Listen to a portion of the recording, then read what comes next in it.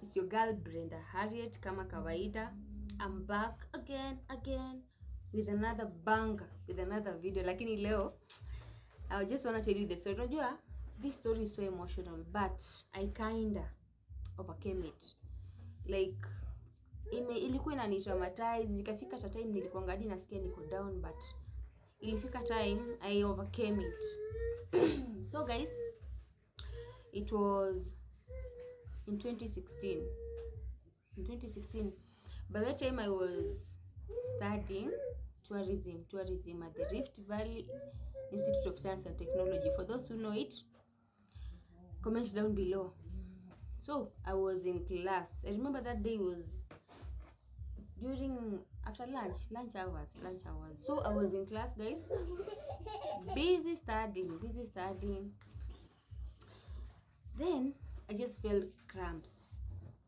So unajua ile cramps kama ya pills. So I felt the cramps and they were so painful. The cramps kept on going. They were so painful. So guys, I decided, kama kawaida, let me go to the toilet and check the washroom, that is, and check what was the problem.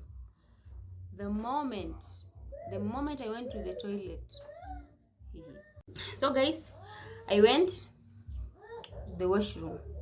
I checked myself. Remember that time I was just alone. My friends had gone for lunch.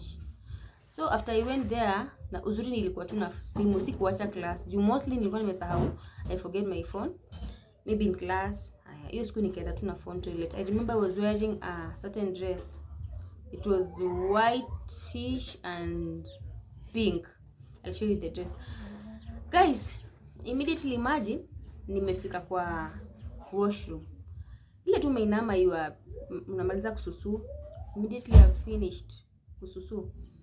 I stood up kama kawaida. Guys, guess what happened?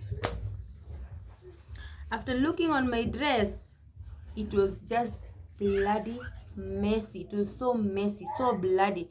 I was like, what's happening? Because it has never happened to me. And remember guys, if I take you back kidogo, I used to have stomach pains. Unaona kama guys, msikuwe mna assume. Once umepata hizi ati unaumwa na tumbo, don't be assuming.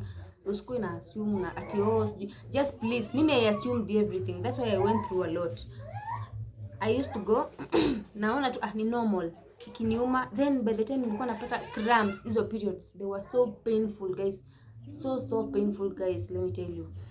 So at that time nilikuwa tuna assume it's normal. So after I was in class, nikitoka leo nikiona niko bloodish, nimemwaga damu kila mahali, I decided to call my boyfriend at that time. Nikampigia because he was the only person who was close to me.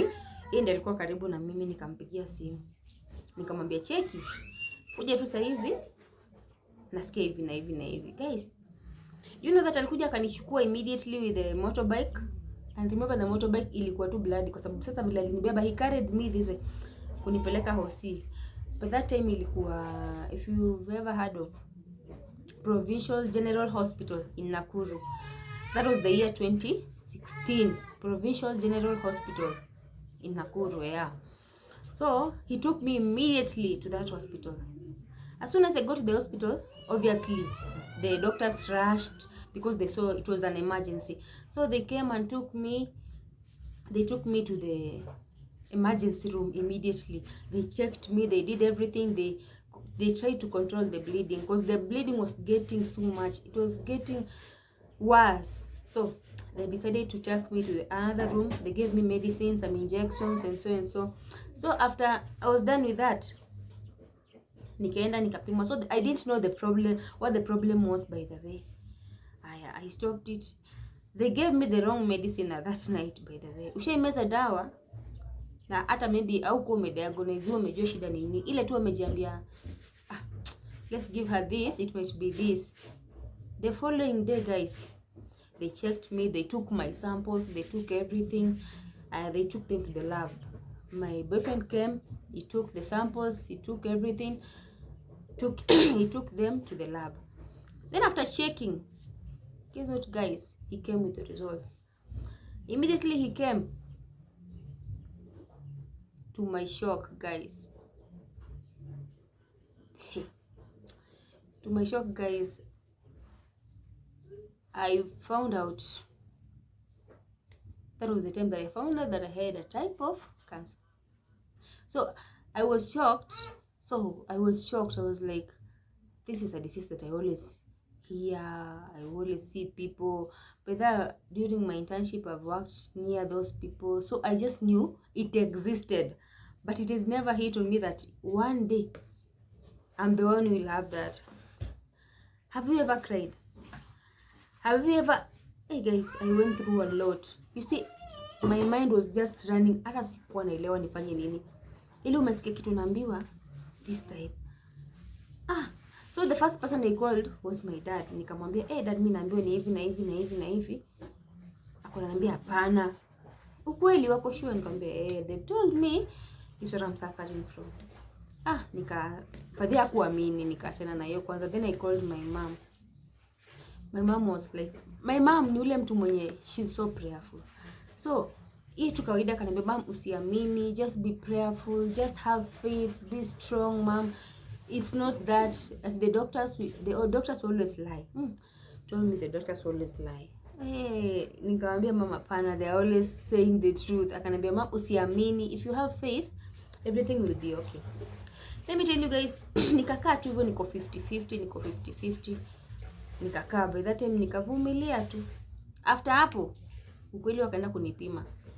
All of a sudden, they checked everything and they confirmed it was true, I had cancer. So, vile nilikuwa nauliza, it's cancer, yes, but which type? Where has it affected me? Is that the reason to why I'm bleeding? All of a sudden, guys, they went and checked me. They took my samples, a lot of samples that I can't even display in. They used to cut. Like, it was so painful. After they checked, I was told it's stage 1. I was told it's stage 1.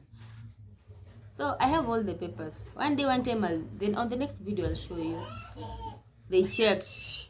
They told me. So mom had come. My mom was there now. My dad was there. My boyfriend was there. They were both there. No, they were rushing. When they were rushing to come and check how I was doing. So after mefika tu hapo hivyo wote wakakuja. Wakakaa kidogo, pia na wanangojea results, wakaona, wakaanza tu kuniombea vile. Do you know that it time, I didn't know that time by the way. They told me it was called choriocarcinoma. Yeah, it was told that. So after they told me that name, I started, unajua vile unaweza kujua kila kitu, research, ujue what was wrong, uangalie ni nini inakuwa cost. So immediately I was admitted. Admission, nikaanza kufanywa chemo. Mimi nakwambia hizi vitu nilikuwa nasikia kwa TV. Sikuwa imewahi ni hit ni mimi nitawahi gonjeka. So they did my first chemotherapy, na nakumbuka dawa walikuwa nataka haikuwa inapatikana hapo, guys. So they had to send my mom. You know that my mom ali spend a lot of fare kwa sababu we were in Nakuru. She came, akakosa Nakuru yote. Can you believe? Nakuru yote, all the pharmacies, the hospitals zote Nakuru, they didn't have the medicine. She had to go to Nairobi. Almost all the hospitals and the pharmacies, they didn't have the medicine. God ni nani? The moment she stepped in Nairobi hospital, hivyo tu akifika tu Nairobi hospital, akaulizia, akaambiwa, but the medicine was so expensive. And remember, guys, that was only the first dose. I was being given doses. So the first dose ikaisha. Tena we had to look for another one. Tena bidi tena struggle, warudi tena watafute ingine tena. Guys, it was terrible. Let me tell you guys, it was very terrible. I went through a lot. After mekuja hapo hivyo, akaleta, I stayed in the hospital, by the way, for niliishi hosi. Ushaishi hosi hadi unaona ile time yenye si unajua kama mtu ashaikuwa admitted anaanza kuwa na mimi, ile time yenye wanakuja kuita files. Ushaona umeishi hospitali hadi wanakuja kuita files, they don't call your name. Ushaona kitu kaa hiyo yani. Me guys, I'm talking okay. Siwezi kuwa emotional kwa sababu for now, I thank God I'm okay. So they bring the files, they're like, this Harriet, wanaweka file yako. Yani they knew me. Alafu ile kitu ilikuwa